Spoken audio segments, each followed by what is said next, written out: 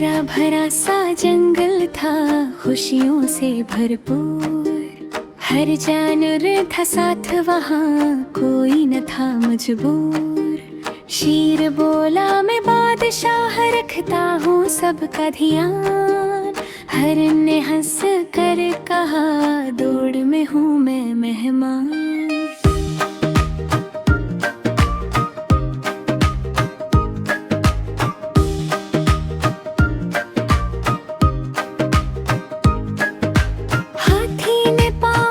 और बोला जोर मेरा नाम। बंदर ने शाखी हला कर कहा मैं सबका हूँ सलाम। रीछ ने शहद उठा लिया बोला मेरी है ये पसंद।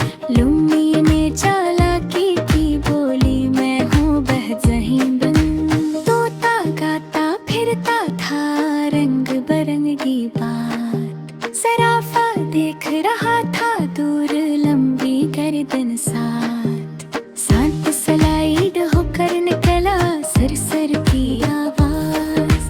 ज़ेबरा की धारी चमकी जैसे खूबसूरत साज।